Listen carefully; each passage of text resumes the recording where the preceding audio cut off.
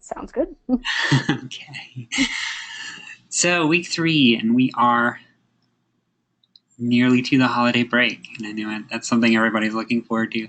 Um, but still some work to do. We are in our last week of new content, because as you probably are familiar, week 4 is usually review and kind of bringing it all together and doing some reflection. So that'll be something you'll look at next week. Um,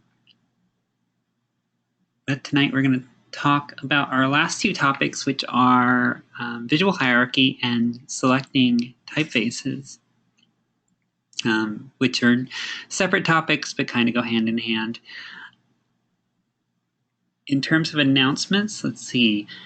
I am wrapping up grading and feedback on the week 3 exploration now. I've got a couple more to go, and those will be done tonight. And then we'll be diving into your week 2 mood board projects. And something, and I think I mentioned this in week 1, but just to reiterate, you can always make revisions to your mood board if, based on my feedback or even based on your own changes in your creative direction. You can revise your previous material and potentially earn back some of the points that may have been deducted before. The only thing I ask is that you let me know when you submit your work for the next week. Just say, hey Lisa, I made some updates to the color scheme or something like that, and I'll know to go back and look. But that's an option, just because I feel like it's a richer learning experience if you can take the feedback and do something with it rather than just take the feedback and get a grade. So just keep that in mind as you get feedback on the mood board. Otherwise, it is our regularly scheduled programming. We have one more Photoshop practice coming up, and this will be working with photo manipulation and compositing. So you'll get to play with combining elements of different photographs. There's a lot you can do with this beyond just making ducks travel the world, which is part of the exercise. Things like changing out. Yeah, I tried to make that one fun. I would like to come up with themes for the other 2 as well, but haven't got those yet. But keep kind of an open mind when you're working with these techniques, because you can apply them in so many different ways. Like the exact same compositing technique you use to move the duck could be used to add a different sky into a photo, a different background altogether, or add a landmark where it shouldn't be, or things along those lines. The Linda lesson also shows how to remove elements, so how to actually just totally Photoshop something out of a scene. I don't cover that in one of the practice activities, but it's also useful if you want to try that out. Okay. Do you have any concerns or questions so far that I could address before we dive in? I don't at the moment. I really enjoyed the topography articles you gave us, though. Those were really nice because it's hard to find good ones that make sense and don't use Comic Sans. Oh goodness, Comic Sans. Yeah. It's I've had Comic Sans appear on projects in the past, and trying to communicate why it's just so reviled can be a challenge. I think Yeah. if you're just being ironic, stay away from Comic Sans. I agree completely. Yeah, and typography is something that's really complex, and we only get into some basic concepts as far as choosing a style, but we can get into kerning and leading and all of that, but it's really beyond the scope of anything we need to deal with right now. Jacob Kaplan might get into that in the graphic design course to some degree, so you might see that again. Okay. But the point being that these articles, I tried to find some that were pretty readily applicable, so you don't have to learn an entire discipline. You can just take what advice they gave and apply it right away.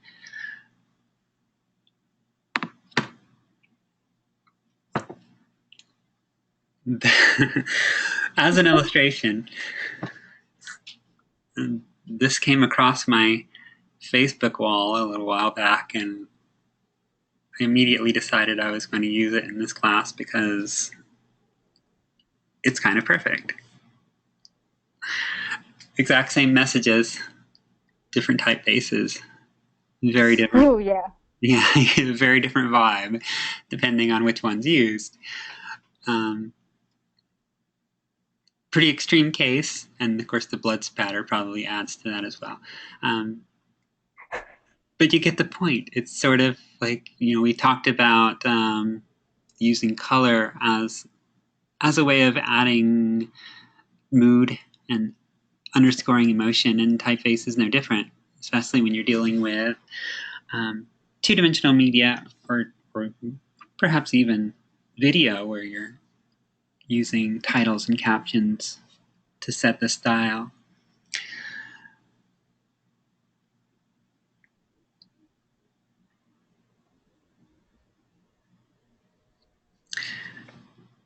And typography has been a pretty pretty big element in design for centuries. Of course, it's and it can be used to create the feel of a particular time period, particular application. Like if you want it to be very businesslike, or you have a more classical look versus something that's more lighthearted.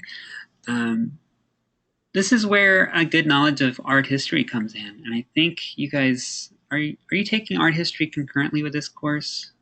I can't remember. Yeah, the on-campus students are, I believe. Okay, yeah, and and this is part of where that's relevant.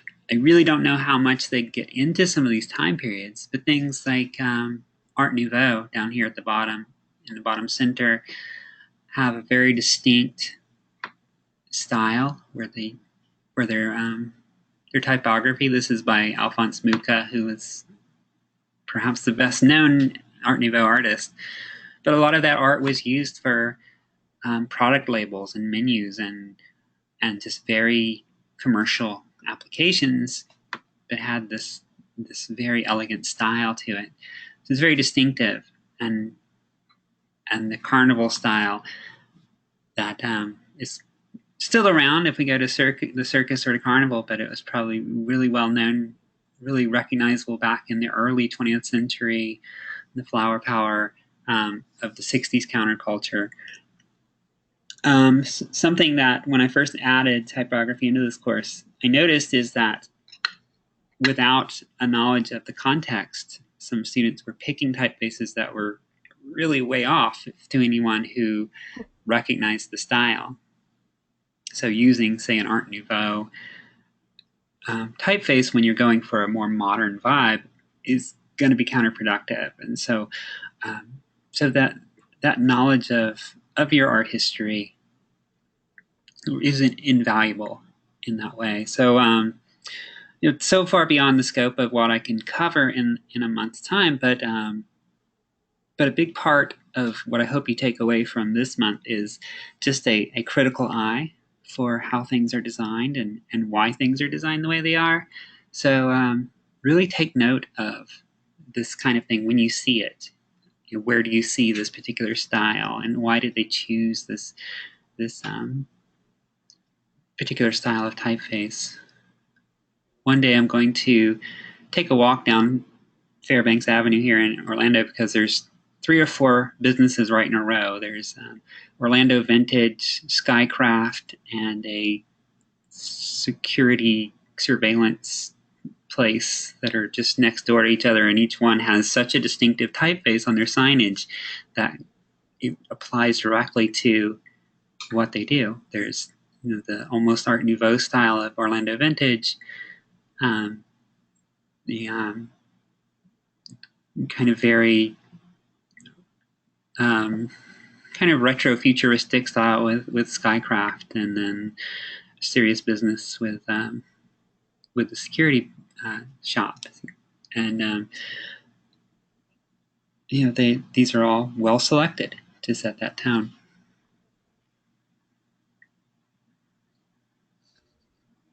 This actually leads right into my first topic. This is what's going to be really relevant to your mood board projects, because this is part of your personal branding exercises and picking your typefaces.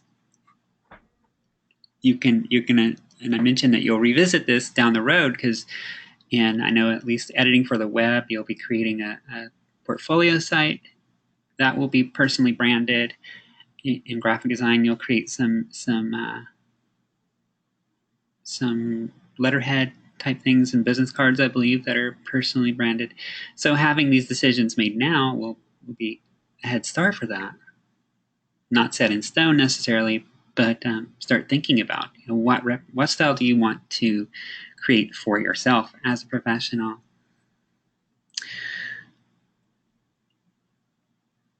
And when we think about branding, a lot of times it's the logo that gets the top billing, but typefaces are just as integral to their identity. When you look at this slide, you probably don't think Google, you think Coca-Cola, right? Yeah, it looks wrong. Yeah, it's kind of as you have to do a second take there, because these things are so fundamental to what we recognize as these brands, especially when you have these really highly distinctive display typefaces that were created specifically for that purpose. Disney is pretty iconic. Harry Potter is becoming really recognizable, but even established brands like Coca-Cola and Ray-Ban and many, many, many others are right there. So point being that this is a very vital part of branding. And even just looking at this slide, you can see the personalities captured in the style of those typefaces, with NASA's very high-tech, futuristic-looking logo type compared to the more friendly and loose hand-drawn style of Disney. And just like colors, just like logos, your choice of typeface should be consistent across your branding. This is Burger King signage. This is an ad design, but if you go into the restaurants, at least during the time period that this was created, you would see signs that were in the exact same style with the exact same typeface, and it's all over the packaging. That consistency is key, and that's what will create your recognizable brand identity.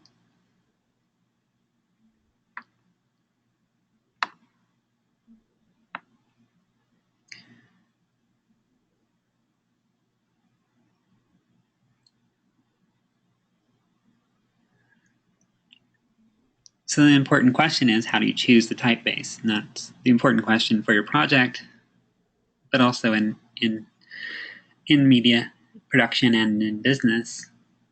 And that was really the focus of the articles that you got to read this week, was how do you go about picking a typeface?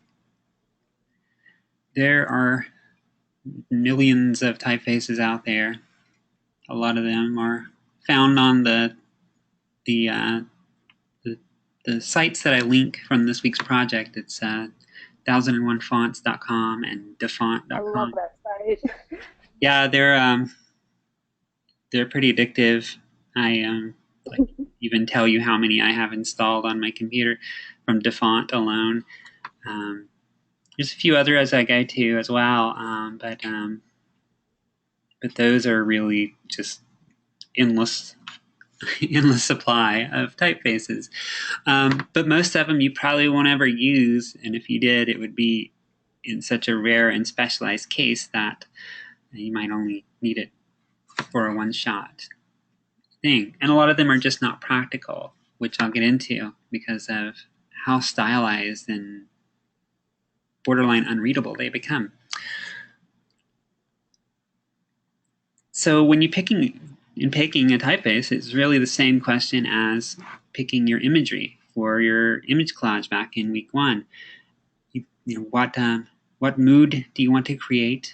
What are the keywords that you're trying to capture? Is it friendly and happy and joyful, or are you really focused on business? Or are you trying to get a really futuristic technological vibe? Um, Pulling out those kind of key terms and adjectives are what will really guide you in this endeavor as well. Um, this first slide, which I kind of wish I had updated, but it'll work. The intent was to make this look like some kind of bureaucratic form that you would have to fill out at some government agency, and I have followed that to the letter with the large block sans serif type. Sorry, I think I talked over you just then. Oh, no, no, no. I was just, yeah, I just kind of coughed. Sorry. Okay, no problem. To the opposite extreme of using type that is just over the top, action packed. Color is also playing a part here. Now we see these complementary colors, the blue and orange, and cool colors paired with warm color text adds that sense of excitement and action. And using shape. Typically, at least starting off with Photoshop, I would say be really cautious about using distorted text because they have that text warping feature and some other 3D effects. Use those very sparingly. But in a situation like this, Superman, its Superman title, um, it's put to really good use. It makes sense in this context. It's that swoosh as he's flying up in the air. You can see Superman right here. He's tiny, but it kind of follows the path of his flight. We use those effects when they make sense. Even the thrilling tales with its kind of trailing off arc is kind of adds to that vibe.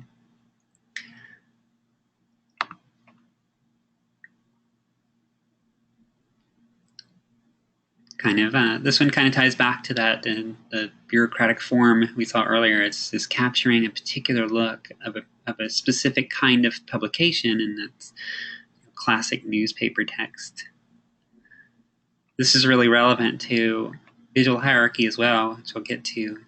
Just looking at which words are emphasized and how they're given emphasis through the big block letters. And note that it's always the most kind of emotionally charged words that are chosen for emphasis as well, because that will get your reader's attention. I like how they use the red on the words that really don't have a lot of like emotional charge behind them Hmm. because like if I feel like it's an interesting choice and makes the cover a bit more striking just from it if they had left the and on in black, you know. Yeah, I'm it, not sure if it, I made sense there. no, you did. It's what it effectively does in this case is singles out the most important words in the phrase. The and on are kind of um, are secondary to the war and words, which are give you the actual topic. So it kind of gives you that separation. It's interesting that they chose red for the less emphasized words. It's, had they used black for all of the text and put war in red, then it would have been, keeping the size and boldness the same. It would have been extremely emphasized.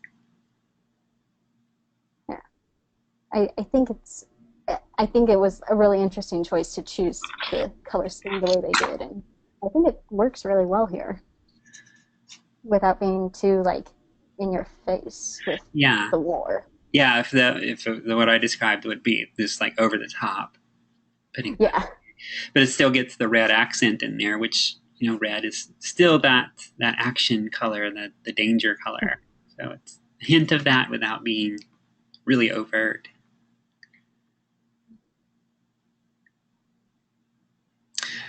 And just going back to that, the Superman title with the distortion, even little subtle changes, and this can be done in Photoshop using if you go under Edit, Transform, I believe it's Skew is the option. Um, you can just give it a little tilt, very minor change, and it gives a sense of movement and creates that theme of going up the mountain. that's really cool looking cover. Yeah, it's a neat effect and such a simple effect. It's just going with Yeah. that horizon line that's skewed from what we're anticipating. Gives it a really off sense of balance. You feel like it's going to slide.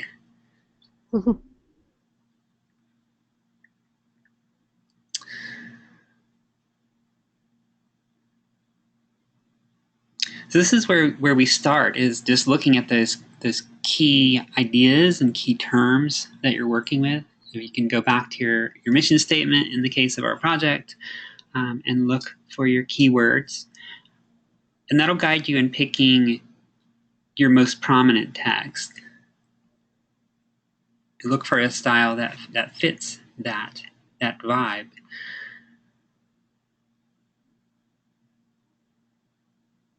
The article goes into how to pair different typefaces together, though, and I refer to this as heading text and body text. Those titles or labels are really more applicable to documents. If you're writing content for the web, or if you're writing an actual article or a book, something along those lines, an academic paper, you'll have your headings separate from your the main body of text. You could also call this your primary or secondary typefaces, and there's some other ways of referring to that. But what it really comes down to is your headings. I think I'm getting ahead of myself with my slides now, but headings are what grabs attention. It sets a tone and personality, and gives a marker to the viewer of where to look. Whereas the body is the fine print, the little details, the, the extra information that maybe tells the rest of the story. Here's an example that's more relevant to what we're covering this month, and that's ad or poster design or two-dimensional media design. So this is how that would equate. The heading text is that display type, like we saw with the branding, the Disney type text, and those things that are more personalized. Whereas body text is intended to deliver information, so it should be clear and readable.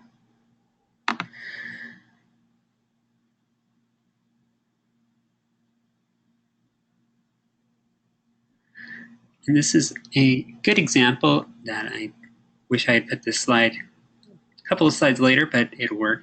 And you can see the two separate typefaces paired here. They chose the what's called serif typeface. It has those little extensions at the pointers. It's kind of a very classic looking typeface. Serif typefaces tend to be seen as more old fashioned. So they're using that as the heading, the title text, and then a very blocky sans serif for that subtitle.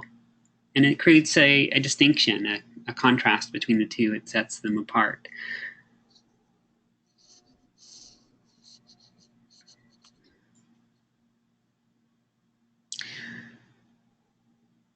And yeah, this is where I was getting ahead. So I've already covered some of this, but the idea is that body text should always be clearly readable. You don't want to use some stylized artistic typeface to present a large amount of text because your reader is going to hate you, basically. They you know, even things, and these are not the most extreme examples, but drop shadows and the outline style text or script style text, which is very attractive visually in its style, but when you get a lot of this that you have to read, you are not going to be happy. Especially if you're reading from a computer monitor when that direct light shining into your eyes is pretty killer. So, and this is a big neon sign for your project. When you pick a body text typeface, pick something very basic and very common. It can be sans serif or serif, whichever you choose. Both are perfectly viable. There's some inconsistent grounds as far as which is preferable, which is more readable. The only real consistent opinion appears to be that sans serif is a little more modern in its look. It's um, more sleek and refined and minimalist, whereas serif typefaces have those little curves and extensions that give it a little bit more of a decorative feel, a little bit more old-fashioned. So this is an easy choice when you're doing your mood board. The fonts that come installed on your computer are the best choices. Helvetica is wonderful. It's boring perhaps, but it works so well. Or Times New Roman. Sorry, my roomies are kind of loud. Oh, it's okay. Uh, Um, so stick to the basics in that case. But where you can have a little more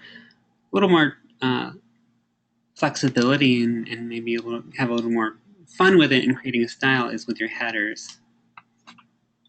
The real guideline there is that your headers should just be different from your body text in some way.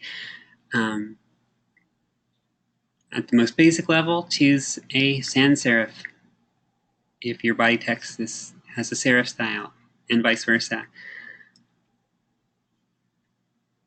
Sometimes you can find fonts like Helvetica New that has different varieties. Like I think it's Helvetica New Black is like a real heavy, dark version that's specifically made for headings. In that case, you can use the same fonts together, but just as long as you're ensuring that contrast, that separation.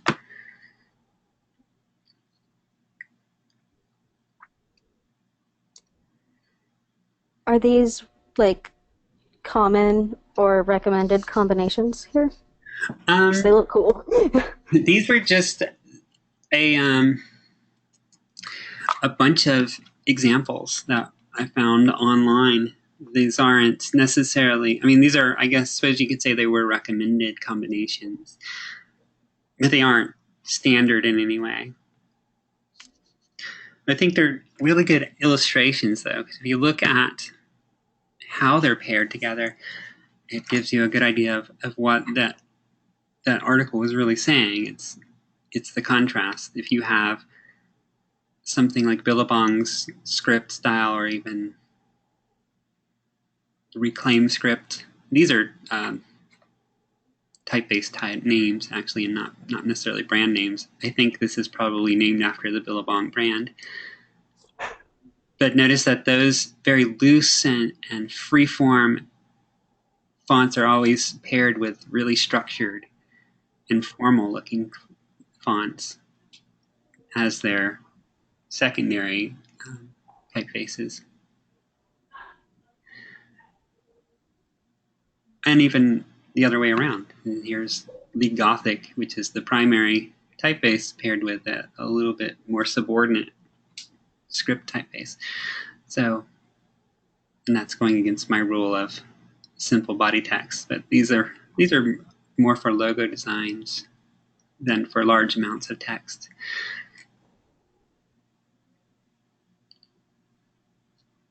And even that more basic rule of serif, sans serif with serif.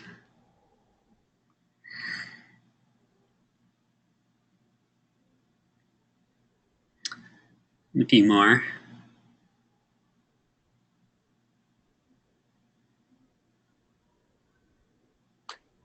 The railway is an interesting choice. That'd make a neat logo. Railway. Oh yeah, Like a bottom middle. yes. And that is the case similar to Helvetica New, where they probably have different variations, like a railway bold or railway extra black that is intended for really heavy headings. And then the standard railway standard, that's for the more normal body text. So, yeah, it works. That does have a nice look for. You can see that being used for, say, an upscale clothing brand or something along those lines.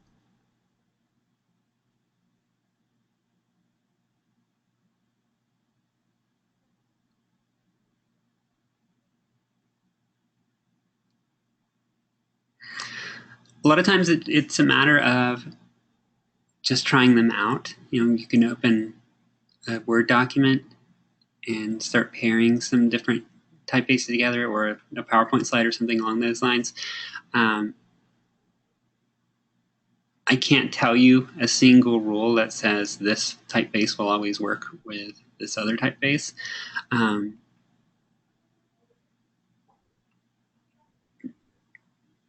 But it really goes back to that feel, that those keywords that you're trying to capture.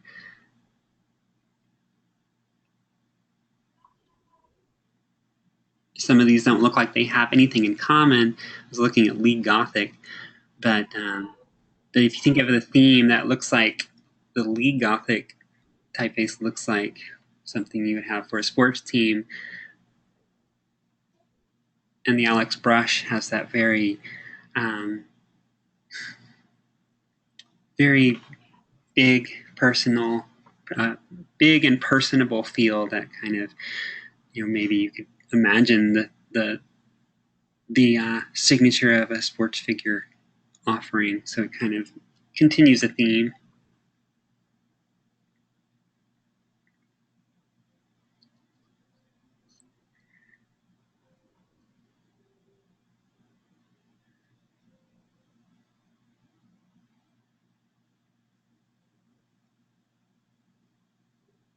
And some of these I would actually be surprised with. Rockwell shows up twice here, and Rockwell has a very old-fashioned look for me. Maybe it's because I associated with Norman Rockwell's paintings. It has sort of that old-fashioned small-town signage look. And pairing that with something as kind of modern and elegant as the District Pro Thin down here, or even Din Pro up here, has a very distinctive contrast of sort of a modern meets old-fashioned look that maybe is something that you're going for in a given project.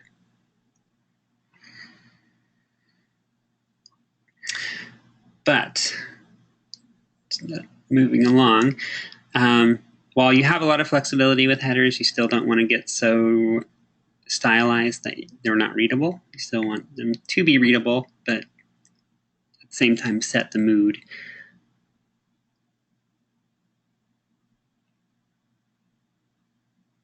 Going back to the earlier, that one of the first slides where they had the different time periods and styles. You want to 60s counterculture, like here in town we have Mellow Mushroom Pizza that has that whole hippie vibe.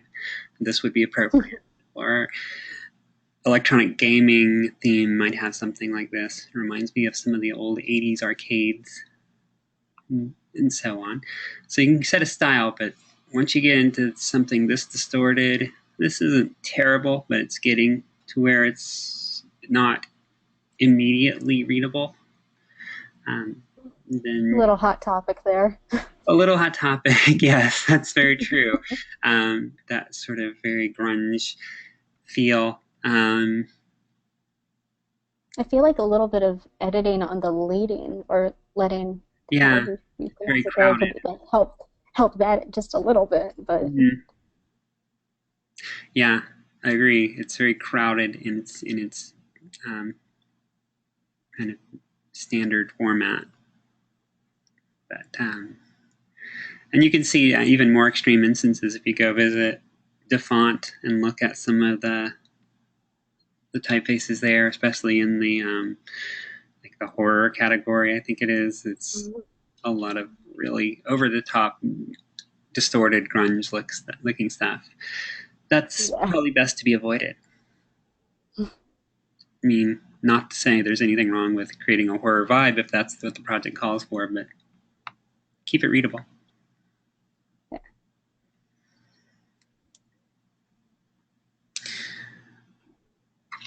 Which the same in the same idea. Keep it readable. Don't choose form over function. This is a common pitfall I see in projects is going for a really unique and cool artistic style at the cost of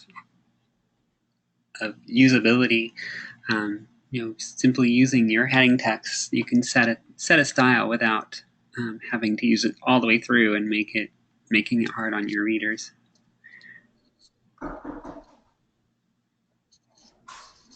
Don't use too many typefaces. Another common pitfall. And if you have, I wouldn't go more than two unless you have a very specific artistic reason for doing so. Any more than that, it just looks cluttered and looks chaotic and and just too much.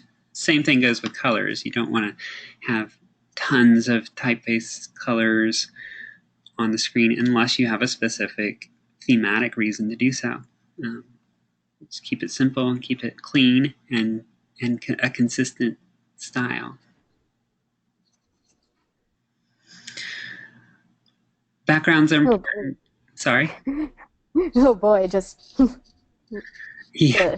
the pink and green is loud. Yes. Yes.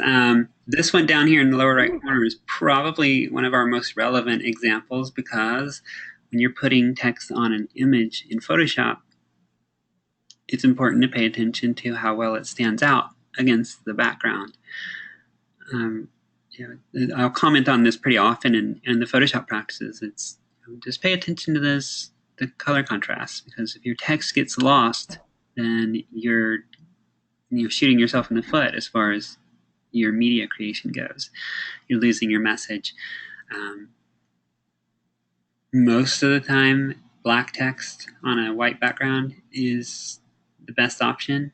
I've actually read some articles about using a darker gray instead of black text on a white background, and it's supposed to help with readers who have dyslexia, actually. Oh, Um, something in the perception of that text. It just makes it's less harsh and less straining on the eyes. White text on a dark background is kind of a second best choice and can work in some cases. But if you start losing the contrast, then you start making it harder on your readers.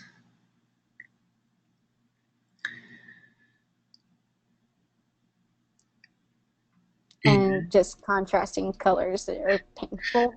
yeah, this is kind of the opposite extreme. It's like taking complementary colors and bumping up the saturation to sort of a neon glowing level that just is rather jarring.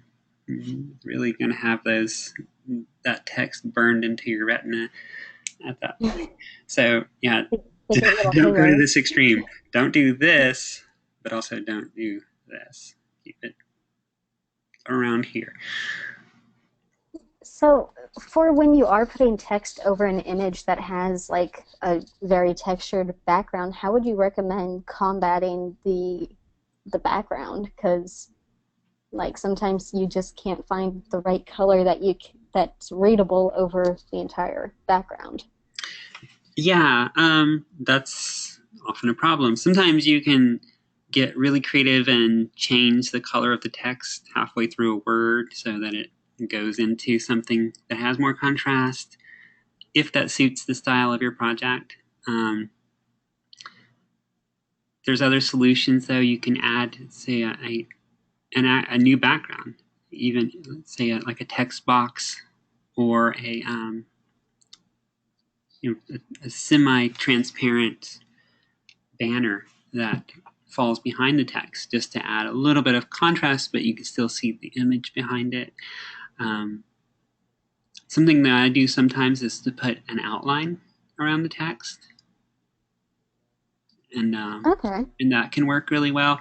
There's a trick that you can use to add that I do. I'm sure there's a million ways to actually go about this, but the easy way that I use to add an outline, a thin black outline to any colored text, is to add a drop shadow to your text layer in Photoshop and drop the distance to 0 while bumping, I believe it's the spread setting up to 100. And it just creates a really defined line around the text, and then pull the size down to 1 or 2. I'm So gonna have to try that. so yeah, I mean it's kind of hard to follow when I'm just describing it and not showing it, but you can get it to where it's really just a completely solid black outline, and then when you drop the size down to 1 or 2 pixels, it just gives it a very thin outline. So it's something I will often do to let text stand out more. I'm gonna give that a shot sometime. Thank you. Sure. And just trying out some different font colors can often be a solution. This is actually a good example to look at because they have the black text on the light side and the light text on the dark side. But this is still a typography no. I don't. Because how do you read this? If you look at this, how do you intuitively read this message? Like the overall image, In particular, the or text at the bottom. like which one should you read first, or like Yeah, how would you go about reading this message? I'm kind of drawn to the white text first, Okay. and then I want to read the black text. Well, either one, whichever you pick, Yeah, if you read it, it doesn't make sense. For yeah. example, it says the white fox has been given which is white predominantly spring or summer, sets sets in this thinner and starts to become. That that's nonsense. Because Oh, yeah, they're it's intended to be read from left to right all the way across, but these blocks of text are completely separated from one another. So it's just going to confuse your readers. And this is an example I actually found online. Um, so these associations are important. Color associations. So you expect all of the black text to be one chunk of text and the white to be a separate chunk of text. Even this dividing line tells you that's a separate piece, but it's not. So the right thing to do would be to start here, go line by line, and continue it over here line by line. It would make more sense. Or just have the lines run consecutive all the way through. and maybe not have that margin in the middle. Yeah, maybe put I feel like that really throws it off. a little block down here of black background or a white background, and just have the text read, written straight across. There's a lot of different solutions you could do, but separating the words in the middle of a sentence is just goes against how we read, in the English language. A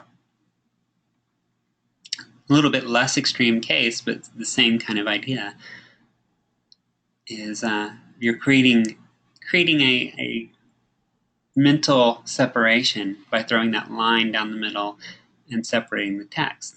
And this is another one where it's meant to be read left to right, top to bottom, but it's divided into two blocks of text. So to fix this image in particular, would you recommend maybe instead of reading across, doing like the whether you see it or not on the left, and then the it doesn't affect my work ethic on the right? Or like how would you fix this? Yeah, I would tend to go with that approach is whether you see it or not over here, it doesn't affect my work ethic because we're accustomed to going from left to right in that way. Um, Ah, yeah, is it sorry, no? It's my phone. you know it's just a matter of not undermining the overall style that you're going for because they wanted this to be sort of a left-right juxtaposition. But yeah, it's I think putting that the way you described it would have been more intuitive. And possibly could even make their message stronger since it is showing the two sides of a person, if you would. Right. Yeah. Yeah. And right. Yeah, I was thinking that you would want to have sort of the whether you see it associated with the tattooed side and or not, but that would really complicate the placement of text. So, um, so yeah, that's a just consider how we read naturally in English or whatever language you're working in, and try not to deviate too strongly from that. There's room for creativity, but as long as you keep that top to bottom, left to right mentality when you're picking your placement, um, you should be okay. It won't make things too hard on your audience. I commented on this earlier. There's a lot of things you can do to text. You can distort it. You can add 3D effects and gradients and drop shadows and outer glows and all kinds of stuff in Photoshop. There's even more unfortunate things you can do in PowerPoint. Um, but stay away from those things unless you have a really good reason for doing them. I don't want to discourage anybody from experimenting with what Photoshop can do and trying some of these things out.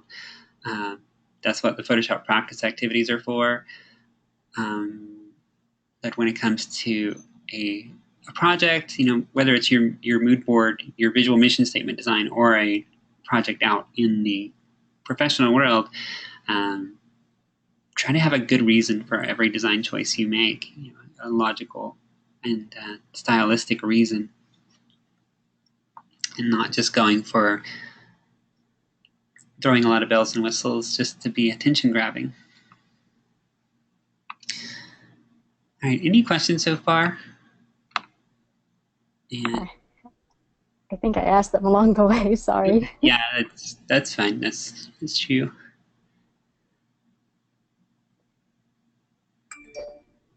Ah, my phone just keeps going off. I'm sorry. Okay, it's not too overpowering. Oh, So, that's good.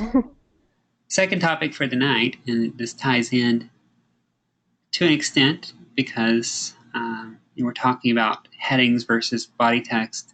The headings should be the more prominent, and that means they are higher on the visual hierarchy.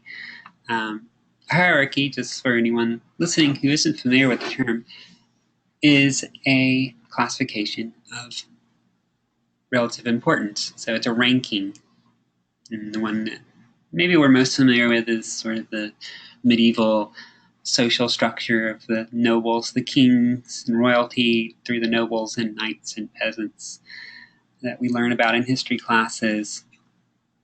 And so the royalty, the king and queen would be at the top of the hierarchy and going down through the ranks, dukes and counts and marquise and all these other titles down to the peasant farmers. But we're talking about visual hierarchy, so we're talking about an order of importance as indicated by the visual cues, how things are emphasized.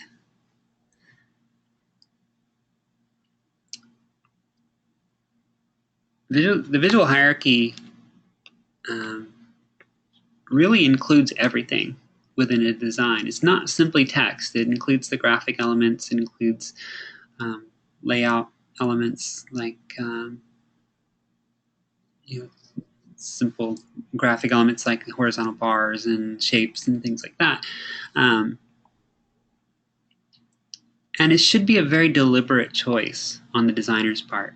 So when you're creating a piece of media, whatever media it might be, you want to have a very specific experience for the viewer. You want them to interpret your media and your message in the way that you intended, not leave it up to chance. And that's what this is really all about, is creating what I refer to as sort of a guided tour of your design.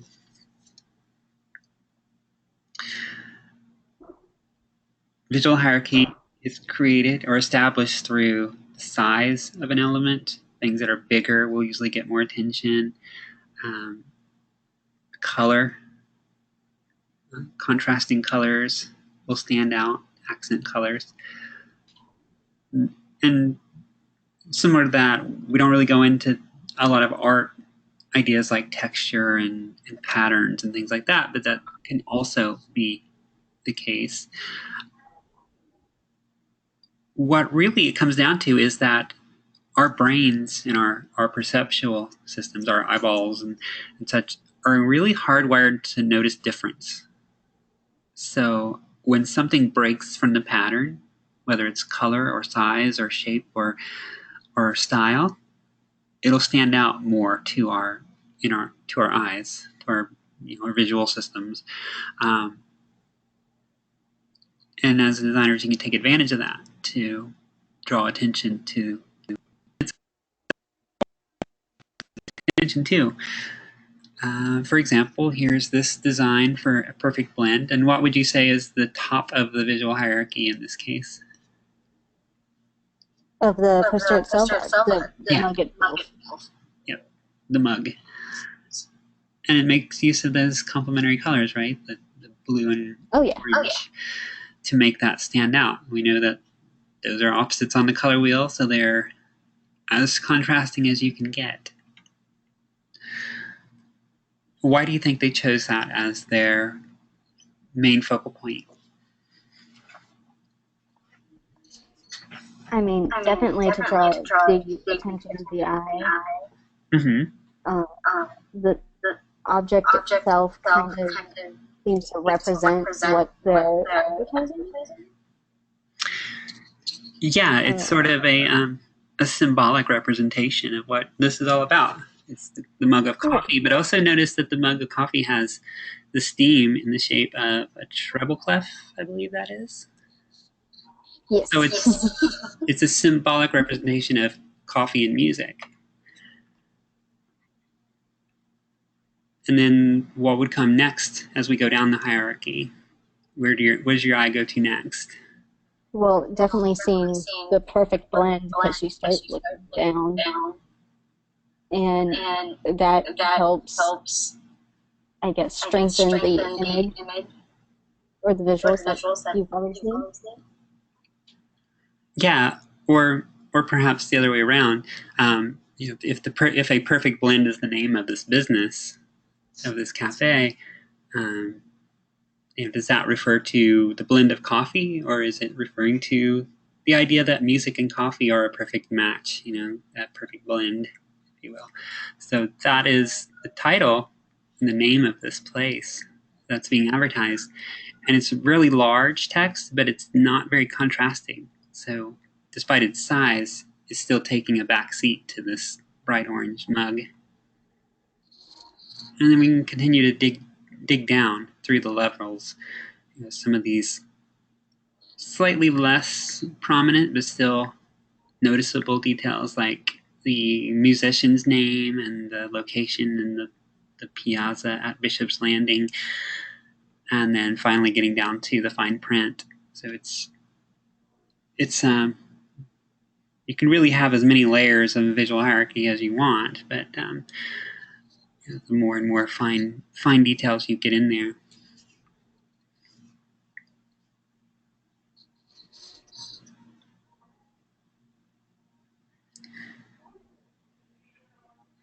And these are some examples that I pulled from the exploration assignments, and this is a pretty straightforward visual hierarchy. That red text is easily going to grab your attention. And then they kind of go down in prominence as we go down the page. It's kind of slowly fading out the text.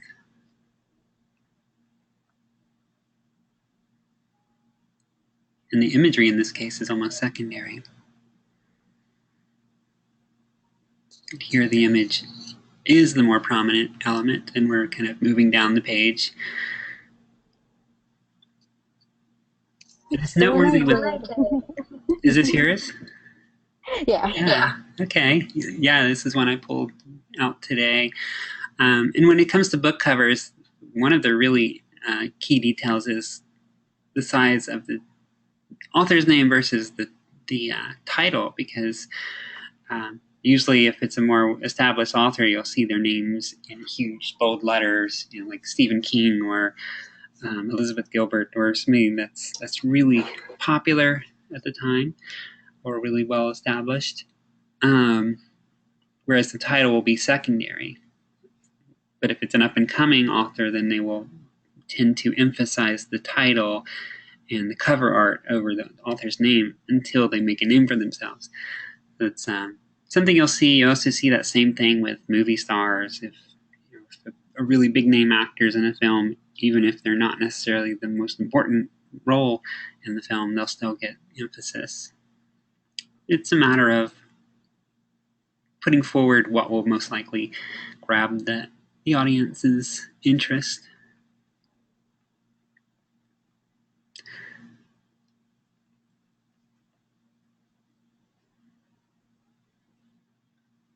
And here's one that almost doesn't have a visual hierarchy. They're both on equal ground as far as the two text elements go. It creates a really striking image, though.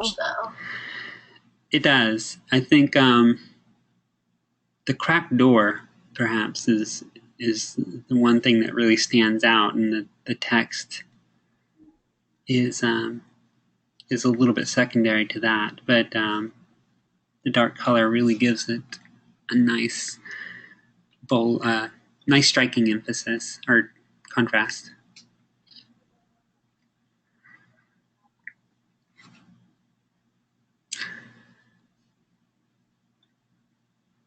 And the common strategy, and this was something I mentioned on the newspaper themed book cover earlier with war in big bold letters, is that you can often create visual appeal by calling out those emotionally charged words. That very accusatory fallacy in this case is it's kind of pointing a finger at this issue.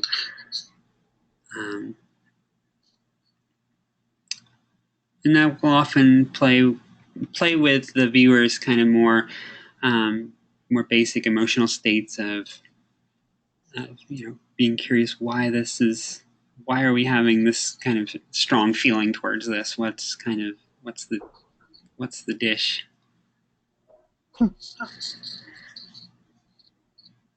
Especially if you already have some inclination in that regard, which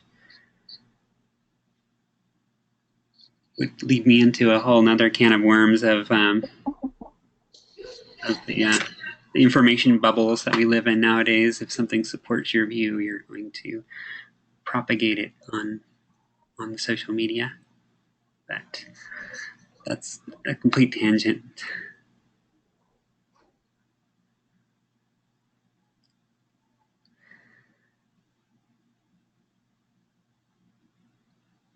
And using color, that the image, the photo down here really wouldn't be attention grabbing in comparison to this giant title if they didn't repeatedly circle this person's figure in red in particular, because that is one of the colors that we are geared to make note of. One of the few colors that we're instinctively um, programmed to respond to because of its um, association with danger and injury and hazard.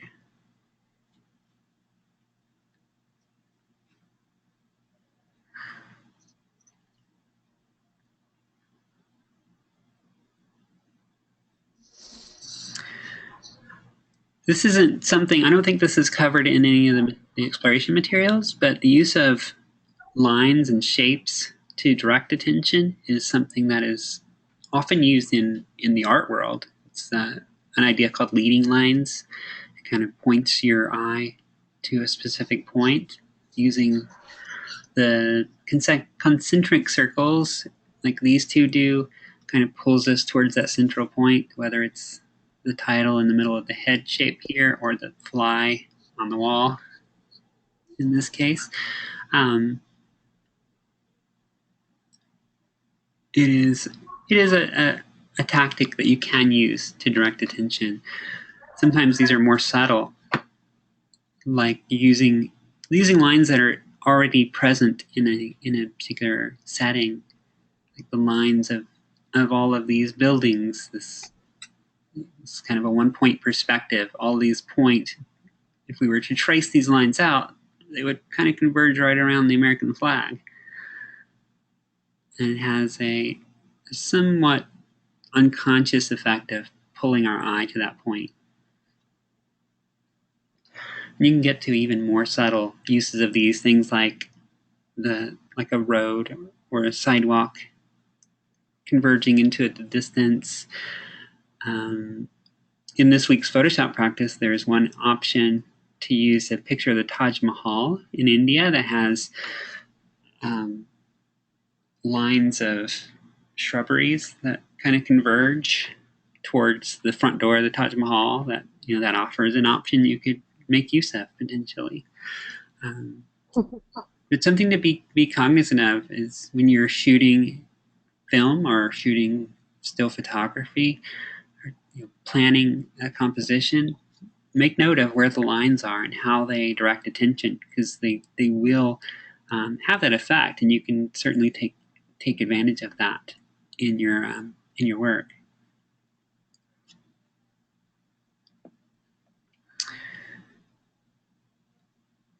And just a reminder that all of these principles are media neutral, so you can apply this stuff in pretty much any case, depending on what kind of media you choose to work with.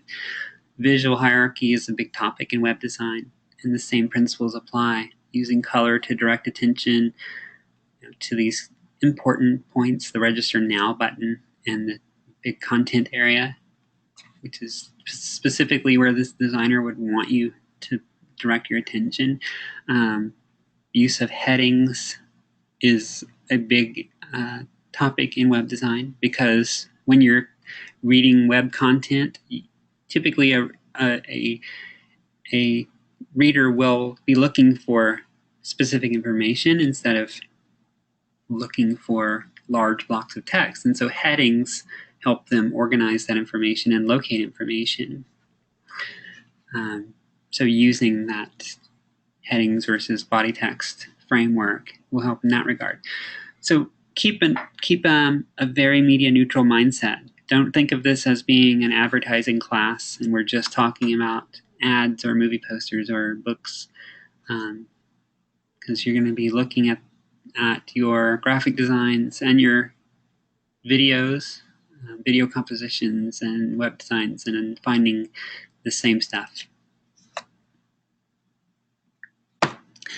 Okay. Any thoughts or any final thoughts before we wrap up? I think I got it all. Okay, great. So add this to the idea of visual hierarchy to your repertoire as you're working with your Photoshop practices and try to build that in. Decide what you want to emphasize. Be very deliberate about it. And then that'll be something I'm looking for next week when you do your final projects. Is some real deliberate thought put into that. Well, thank you very much for joining me tonight and bearing with me through my lecture. It was a good one. Thank you. Thank you very much. But I am now happy to let you go and get on with your evening. Thank you. And thank you so much for